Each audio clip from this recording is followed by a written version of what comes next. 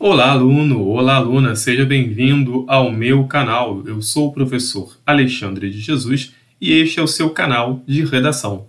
Na aula de hoje, nós vamos falar sobre o parágrafo conclusivo. Mais especificamente, vamos falar sobre as falhas mais comuns. Sim, geralmente a gente costuma trabalhar o que você deve fazer dentro do parágrafo, né? Mas na aula de hoje nós vamos falar sobre aquelas falhas que geralmente nós cometemos e raramente percebemos. Porém, antes de mais nada, é importante pedir a você que inscreva-se no canal. Quando você está inscrito no canal, você tem acesso a todas as postagens que nós costumamos realizar e aí você acaba se mantendo atualizado referente às nossas postagens. Bom, vamos observar então quais são os objetivos, ou seja, aquilo que nós precisamos assimilar na aula de hoje. Ou seja, ao final desse módulo, você precisa ser capaz de identificar esses elementos que são colocados nesse momento como nossos objetivos. Então, o primeiro ponto é identificar as principais funções do parágrafo conclusivo, ou seja, o que cabe ao parágrafo conclusivo e o que cabe no parágrafo conclusivo. Depois, reconhecer as falhas mais comuns na conclusão. E aí você pode perguntar, talvez, poxa, mas, Alexandre, por que eu preciso saber quais são as falhas? Não seria suficiente simplesmente não cometê-las? Pois bem, mas para que você não cometa uma falha, você precisa saber que isso é uma falha. E muitas falhas que nós cometemos, geralmente, elas fazem parte do nosso dia a dia. E nós acabamos levando esse tipo de construção errônea para a estrutura textual. E isso não deve acontecer. Bom, primeiramente, vamos observar o que se espera de uma conclusão. Ou seja, cheguei ao parágrafo conclusivo. O que eu devo encontrar, o que a banca, seja ela do concurso que for, o que essa banca espera do meu texto. Então, ela espera que essa conclusão ela seja uma construção detalhada, lembrando que esse detalhamento em relação àquilo que você pretende colocar para a banca como uma solução, se a proposta temática envolver uma questão problematizadora, ou, na realidade, um detalhamento daquilo que você apresenta como uma reflexão, dependendo, como eu disse anteriormente, do tipo de tema que você vai trabalhar. É importante que essa conclusão ela esteja relacionada ao tema abordado, isso aí é essencial, não só a conclusão, mas todo o texto. Só que na conclusão, lembre-se que é o momento em que você está fechando o seu texto. Tá? Eu costumo dizer que é o momento em que seu texto ele faz aquele giro de 360. Ele começa na introdução e quando ele chega à conclusão, ele precisa retomar aquilo que foi apresentado lá na introdução. Não é repetir, é retomar essa ideia, porque você lembra ao seu leitor, olha, você recorda daquele elemento que eu apontei como tese? Pois bem, então, por conta daquela tese, eu me posiciono dessa forma, ou eu me posiciono dessa forma em virtude daquela tese que foi apresentada. Só que eu não posso esquecer que a minha conclusão ela é fruto de um raciocínio que eu desenvolvi no meu parágrafo de desenvolvimento, ou melhor dizendo, nos meus parágrafos de desenvolvimento. Então, esse elemento que eu articulei lá no desenvolvimento, ele vai interferir, ou pelo menos deve interferir, diretamente no meu posicionamento. Porque lá eu construí elementos que vão me possibilitar apresentar uma conclusão de maneira tranquila. Isso quando a sua conclusão ela apresenta uma estrutura perfeita. Tá? Então, ela precisa estar articulada à discussão que foi construída lá no desenvolvimento. Não tem como você construir, ou melhor, não se pode construir um parágrafo conclusivo sem que ele passe ali pelo raciocínio que foi apresentado no parágrafo de desenvolvimento. E aí, por último, porém não menos importante, é importante que, ficou redundante, né? Não se pode esquecer, melhor dizendo, que a sua conclusão ela geralmente vai ser ou uma justificativa ou uma explicação daquilo que você colocou lá na sua tese. Quando eu falo de tese, estou falando da introdução. A tese, ela aparece na introdução e depois ela vai funcionar como a espinha dorsal de todo o seu texto, tá? Mas como estamos falando aqui da conclusão, a conclusão, então, ela na realidade, ela faz um link com a tese para estabelecer a ideia de coesão e também a ideia de coerência. Pois bem, e quais são os elementos que comprometem a minha construção textual no que diz respeito à conclusão, ou seja, quais são os elementos que comprometem o meu parágrafo conclusivo. Primeiro ponto seria ali o erro na introdução. Aí você pode questionar, mas peraí, Jesus, você está falando sobre parágrafo conclusivo e agora você remete à introdução? Sim, porque é na introdução o momento em que você planeja o seu texto. É na introdução que você vai estruturar todas as ideias que serão trabalhadas, inclusive aquilo que você vincula como ideia de defesa, ou seja, a sua tese. Por isso que na aula sobre parágrafo dissertativo argumentativo, quando a gente fala sobre a questão da estrutura, a gente sinaliza a importância de você, lá na introdução, identificar qual é a sua tese, identificar os seus indícios argumentativos e o seu indício de posicionamento. Sim, o seu indício de posicionamento, agora no parágrafo conclusivo, ele vai se transformar em conclusão, ele vai ser ampliado, ok? Se você quiser mais detalhes a respeito, assista lá o nosso vídeo falando sobre o parágrafo dissertativo argumentativo, a estrutura dissertativa argumentativa, e você vai ter parágrafo por parágrafo, parágrafo introdutório, parágrafo de desenvolvimento e posteriormente o parágrafo de conclusão, tá? Aqui nós estamos abordando apenas as falhas que são mais comuns dentro dessa estrutura. E uma das falhas mais comuns é quando você erra na introdução, você apresenta erro também na sua conclusão. Se você não sinalizou ao seu leitor, por exemplo, a maneira como você pretendia se posicionar, quando você chega à conclusão você está perdido, tá? Então é importante você atentar-se a esse detalhe, que ele acaba resultando na conclusão, mas ele não começa na conclusão. Ele, na realidade, começa no seu primeiro parágrafo, que é o seu parágrafo de introdução. Segundo erro, a ausência de fundamentação. É quando você geralmente traz um posicionamento que você acredita ser um posicionamento verdadeiro, um posicionamento real, um posicionamento que faz sentido, mas o seu texto ele não fundamentou essa ideia. Preste atenção, eu não disse que esse posicionamento ele não existe. Ele pode existir, ele pode ser um posicionamento até embasado numa lógica, mas essa lógica você não lançou no seu texto. Então, se você não trouxe essa lógica para o seu texto, você não pode, em teoria, colocar esse tipo de conclusão. Aliás, você até pode, mas vai configurar como falha, porque o seu texto não vai apresentar coesão e muito menos coerência, tá? A coerência é o sentido daquilo que você disse ao longo do seu texto. A desconexão paragrafal é um outro problema sério. Isso acontece geralmente quando você apresenta informações que são válidas lá na introdução, informações que são válidas lá no desenvolvimento, informações que são válidas na conclusão. E você vai me perguntar, poxa, mas então se as informações são válidas em todos os parágrafos, qual é o problema? É porque elas não se conectam. Tá? Quando a gente fala aqui da desconexão paragrafal, ela também está atrelada ali a essa ausência de fundamentação. Tá? A ausência de fundamentação ela pode se dar por dois motivos. Atrelada a essa ideia da desconexão paragrafal, ou seja, os parágrafos não se conectam, a ideia não consegue se materializar. E a outra questão que envolve também a ausência de fundamentação é quando você simplesmente joga na sua conclusão uma informação que simplesmente não tem pé nem cabeça, utilizando uma linguagem bem coloquial, tá? Então não tem ali uma fundamentação para aquilo que você está apresentando. É como se eu dissesse, por exemplo, na minha conclusão, que a solução para o problema de trânsito no Rio de Janeiro está atrelada à responsabilidade do setor da agricultura. Qual é a fundamentação para isso? No meu texto eu não apresentei e, do ponto de vista lógico, olhando para a conclusão, eu percebo que tem alguma coisa que não está fechando muito bem. Ou seja, essa conclusão ela apresenta ali uma lacuna ou algumas lacunas. Tá? Outra possibilidade é a abordagem genérica. Essa abordagem genérica é aquela abordagem baseada no senso comum. Você precisa fugir dessa ideia. O senso comum é aquilo que todo mundo diz, é aquilo que todo mundo repete, mas ninguém consegue fundamentar.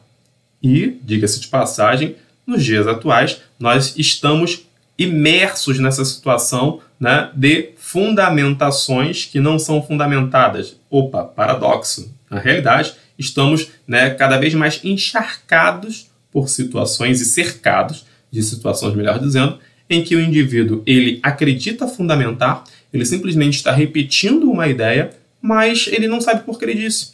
Então, para ele até faz sentido, para você também, mas qual é a fundamentação disso? Quando você começa a questionar esses elementos, você percebe na realidade que aquilo nada mais é do que o senso comum, o pensamento da sociedade. Quando eu digo, por exemplo, que a solução para acabar com a corrupção é não ter mais políticos. Isso é senso comum. Você vive em uma democracia, seu país tem uma Constituição e ela precisa ser respeitada. E um dos princípios que envolve a questão da Constituição é a eleição. Então você percebe que nesse momento a sua conclusão ela apresenta uma abordagem genérica porque ela foi ali baseada simplesmente em opinião e não em fatos. Tá? Mas um elemento seria ali a inserção de um novo argumento. Por que novo argumento? Primeiro que você jamais, em hipótese alguma, você deve colocar argumento na conclusão. O espaço do argumento é lá no desenvolvimento. A conclusão é para você apresentar um posicionamento. Porém, muitas vezes você tem muitas ideias a respeito do seu texto. E aí, quando você não projetou o seu texto na introdução, não programou o seu texto na introdução, o que você faz? Você vai simplesmente jogando ideias.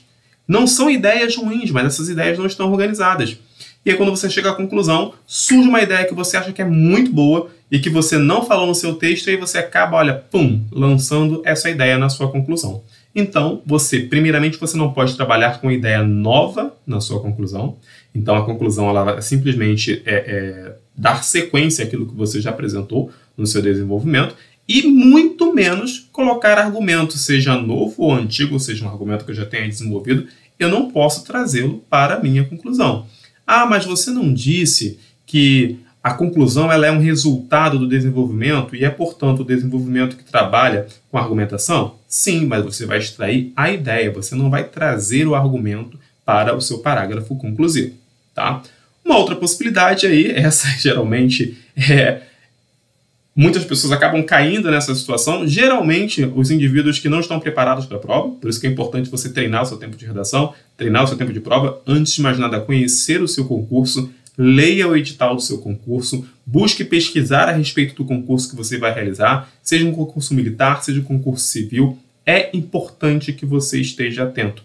Todo concurso tem uma banca e toda banca emite um edital. E todo edital deve ser lido. Então é importante que você leia o edital, para você saber o tempo de prova que você tem. É importante que você pesquise a respeito dos temas que geralmente são colocados nessa prova. É importante que você pesquise a respeito das outras questões, das outras disciplinas também, que serão cobradas no mesmo dia da sua prova, para que você tenha uma noção de quanto tempo você pode, então, separar para produzir o seu texto. Há professores que delimitam ali, olha, é importante que você construa a sua redação no início, outros delimitam a ideia de que você deve fazer a sua redação no final. Eu, particularmente, não gosto de especificar isso ao aluno. Eu sempre digo que é importante que você conheça qual é o seu ritmo. É importante que você conheça como você trabalha melhor. E você só consegue fazer isso se você treinar. Então, o treinamento constante em casa é de suma importância. Cronometra ali o tempo, tá? Que você levou para montar o teu brainstorm, por exemplo, que é aquela tempestade de ideias, depois o tempo que você levou para produzir a sua redação, e vai tentando cada vez mais reduzir esse tempo. Óbvio, né? Você vai reduzir o tempo, mas você não pode abrir mão também da qualidade. A qualidade ela é essencial à construção do seu texto. Bom, agora vamos a um mau exemplo. E por que mal com U? Porque esse mal com U, ele se opõe a bom, ok? Se fosse o mal com L, ele ia se opor a bem, mas não é um bem exemplo, né? O oposto disso aqui seria um bom exemplo. Então, já que não temos um bom exemplo, vamos de mau exemplo para aprender exatamente como nós não devemos fazer. Vejamos aí um parágrafo conclusivo que apresenta falha. A grave crise do sistema educacional do Brasil ocorre, dentre outras razões, porque os políticos, pensando em atender somente às necessidades próprias, não se importam com melhorias para os estudantes. Primeiro que você tem aqui, tá, um parágrafo, esse parágrafo inteiro, observe aqui, ele foi construído em período único. Como assim, Jesus? Olha, ele começou aqui em A e terminou aqui em estudante. Só temos um ponto aqui. Tá? Ah, mas eu tenho a vírgula. Não interessa. O único elemento que delimita o seu período é o ponto, a título, né, desse trabalho que nós estamos fazendo aqui. Ou ponto de exclamação, ou ponto de interrogação. Mas você vai focar geralmente no ponto final, porque é exatamente o que você mais utiliza dentro do texto. Na aula de pontuação, nós vamos falar um pouco mais sobre esses elementos. Então, o primeiro erro aqui seria esse.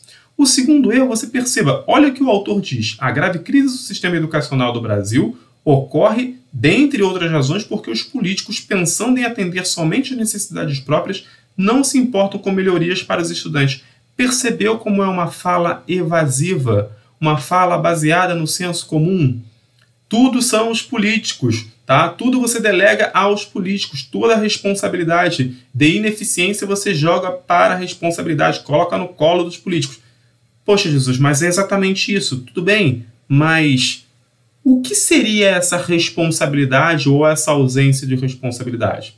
Seria desvio de verba? Seria, por exemplo, um ato ilícito? Sei que o desvio de verba também é um ato ilícito, né? Mas temos aí outras diversificações dessa situação. Seria, por exemplo, uma proposta de campanha que não foi cumprida após a eleição? Você precisa fundamentar isso. Você precisa cada vez mais aprofundar. Uma conclusão não pode ser uma conclusão superficial. Na realidade, nenhum texto pode ser superficial, porque ele vai cair ali, né, na malha fina da sua banca de redação, que vai identificar essas falhas dentro da sua construção. Outro mau exemplo, vejamos. Assim, este grupo tem que ir para escolas especiais.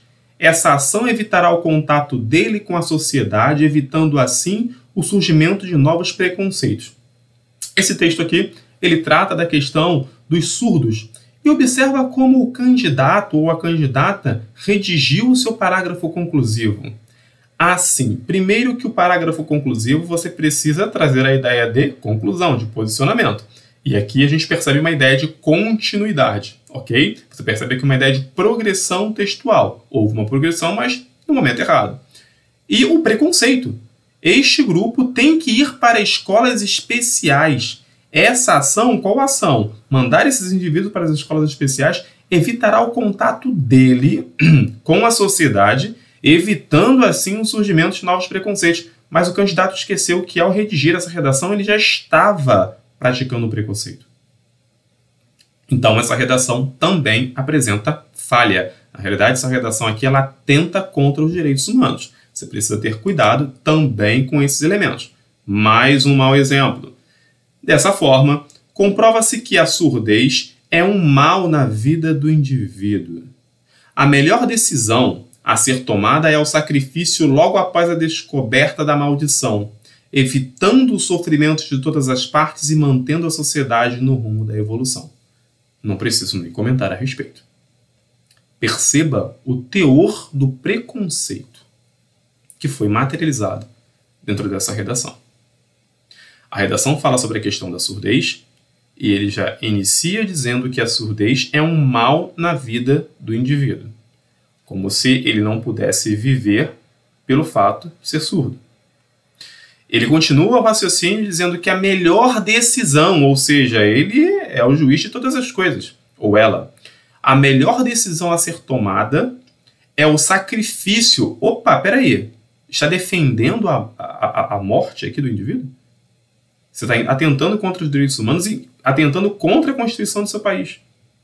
Então, mais uma vez aqui, diversos erros dentro dessa construção. Eu sei que você não faria uma redação como essa, eu sei que você não cometeria esses erros, mas é para você perceber como muitas vezes, embasados pelo pensamento do senso comum, embasados numa construção do dia a dia, ou seja, que não traz reflexão, simplesmente repete informação, replica informação, o indivíduo acaba construindo erros que são absurdos. E ele diz que, após a descoberta dessa maldição, evitando o sofrimento de todas as partes, ou seja, ele diz que a sociedade sofre porque o indivíduo é surdo e o indivíduo também sofre. Tá? E, segundo ele ou ela, desenvolvendo essa ação, ele conseguiria alcançar a evolução. Não preciso também dizer que aqui há um traço de pensamento extremamente preconceituoso e extremamente nazista.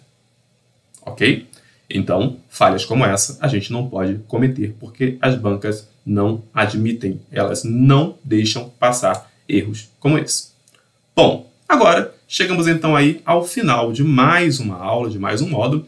Agora veja se você é capaz de identificar as principais funções do parágrafo conclusivo, ou seja, o que deve conter um parágrafo conclusivo, como ele deve se relacionar com as demais partes do texto e reconhecer as falhas mais comuns na conclusão. A partir do momento em que você reconhece quais são as falhas mais comuns, você tende a evitá-las. A partir do momento em que você constrói o seu texto com um olhar crítico, a tendência é que você evite as falhas. E mesmo assim, quando você comete a falha, você olha para o seu texto, você percebe que aquilo não está legal, e aí você tem dois caminhos. Você deixa como está, e aí corre o risco de ser um erro, ou você vai lá e faz o ajuste. A melhor maneira para que você tenha um texto de qualidade é você ter uma visão crítica quanto à sua construção. É exatamente isso que se espera de um candidato. Uma visão crítica em relação à construção de seu texto. Beleza? Fique ligado no nosso canal, porque aqui o conteúdo ele é de qualidade. É exatamente isso que nós preparamos constantemente para você. Não esqueça depois de fazer a sua inscrição no canal e também dar o seu like, que é de extrema importância para a gente.